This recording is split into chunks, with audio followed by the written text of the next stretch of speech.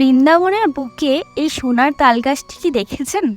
জানেন কোন মন্দিরে রয়েছে এই সোনায় মোড়ানো তালগাছের মতো স্তম্ভটি? কে তৈরি করেছিল এই স্তম্ভ? জানাবো আজকের ভিডিওতে আপনাদের। বৈষ্ণব ঐতিহ্যের সবচেয়ে পবিত্র স্থানগুলির মধ্যে একটি হলো বৃন্দাবন। সংস্কৃত নামে বৃন্দা এসেছে বৃন্দা অর্থাৎ পবিত্র তুলসী, আর বান অর্থাৎ বন থেকে। ভারতের উত্তরপ্রদেশের বুকে অবস্থিত বৃন্দাবন আজও ইতিহাস বহন করে চলেছে। এটি মথুরার প্রায় 15 কিলোমিটার উত্তরে যমুনা নদীর পশ্চিম তীরে অবস্থিত।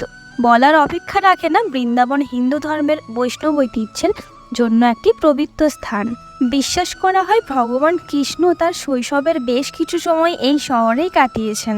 বৃন্দাবনের আশেপাশে গোবর্ধন, গোকুল, নন্দেগাঁও, বরসানা, মথুরা এই সমস্ত স্থানগুলোকে রাধা ও কৃষ্ণর পূজার কেন্দ্র হিসেবে বিবেচনা করা হয়। রাধা কৃষ্ণের লক্ষাধিক ভক্ত প্রতি বছর বৃন্দাবন এবং তার আশেপাশের অঞ্চলগুলিতে নানান উৎসবে অংশ নিতে যান।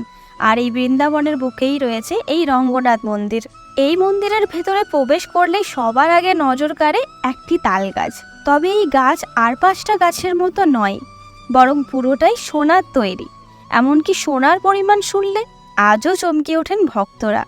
প্রায় 12 মণ সোনা দিয়ে তৈরি এই সোনালি তাল গাছ, যার উচ্চতা প্রায় 60 ফুট।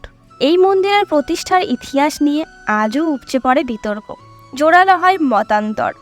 তবে কথিত আছে তৎকালীন সময়ে এক রাজার কোনোভাবেই সন্তান সুখ প্রাপ্তি হচ্ছিল না। বহু পুজো অর্চনা, যজ্ঞ ইত্যাদির বড় কিছুতেই কোনো সুরাহ হচ্ছিল না।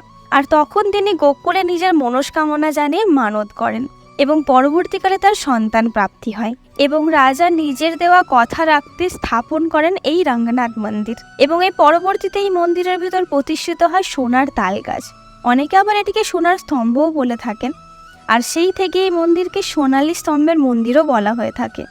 এই তাল গাছের ঠিক পাশেই রয়েছে অষ্টধাতুর তৈরি এক বেদি, যেটিকে ইন্দ্রের সিংহাসনও বলা হয়ে থাকে। এরপর সময় গড়িয়েছে, 90 দশকও পেরিয়েছে, তবে আজও রঙ্গনাথ মন্দিরের আকর্ষণ কিংবা কৌতূহলের কারণ হিসেবে থেকে গিয়েছে এই সোনালী স্তম্ভ। আপনি যদি অবশ্যই দর্শন করে থাকেন তবে অবশ্যই কমেন্টে জানাতে ভুলবেন না। আর সকলকে রাধে রাধে।